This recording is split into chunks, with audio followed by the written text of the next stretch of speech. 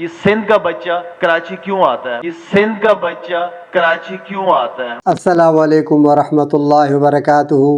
سارے اپنے پیاروں کو، اپنے پاکستانیوں کو اپنی باتیں میں خوش آمدید کہتا ہوں۔ آج آپ سے خصوصی گزارش کرنی تھی سارے پاکستانیوں سے کہ کچھ دنوں پہلے ہمارے پیارے، ہمارے محترم قومی ہیرو جو ہمارے پیارے بھائی شاہد آفریدی نے کہیں پر ایک بات کہی تھی جس کو سوشل میڈیا پر اور ہر جگہ پر لوگ غلط رخ دے رہے ہیں۔ مجھے اس کا بہت افسوس ہو رہا ہے۔ میں نے کہا کہ میں بھی کچھ اپنی طرف سے کچھ کہہ دوں۔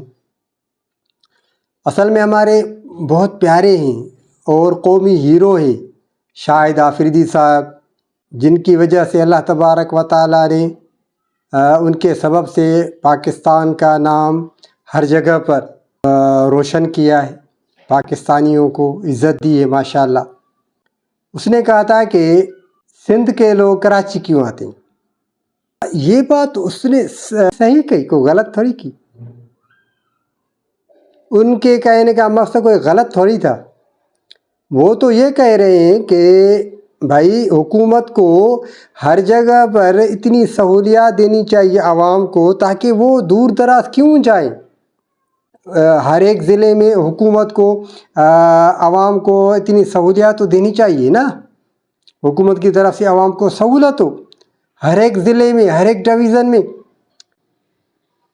تاکہ وہ جو ہے کراچی سفر کر کے کیوں آئیں، ان کو اپنے ضلع میں سہولیات ہو۔ جیسے لاڑکانہ والے لاڑکانے میں ان کو سہولیات ہو، سکھر والے ان کو سکھر میں سہولیات حکومت دے، شکارپور والوں کو شکارپور میں سہولیات ہو، حیدرآباد والوں کو حیدرآباد میں سہولیات ہو۔ ان کے کہنے کا مقصد یہ تھا، کوئی غلط مقصد ان کا نہیں تھا۔ ہاں باقی کراچی تو الحمدللہ سندھ کا تختگاہ ہے، سندھ کا حصہ ہے، وہ تو سب کو پتا، وہ تو شاہد آفریدی ہمارے پیارے بھی ان کو بھی پتہ ہے کہ کراچی جو ہے وہ تو سندھ کا حصہ ہے۔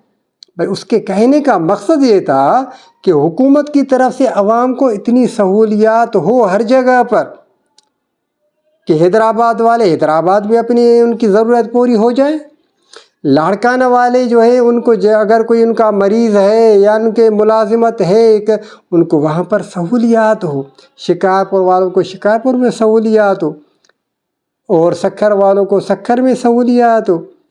تو اگر کسی کو کوئی مجبوری لائق ہو جائے وہ یعنی کراچی چلا جائے، کتنا خرچہ آتا ہے، کتنی تکلیف ہوتی ہے، کتنی پریشانی ہوتی ہے۔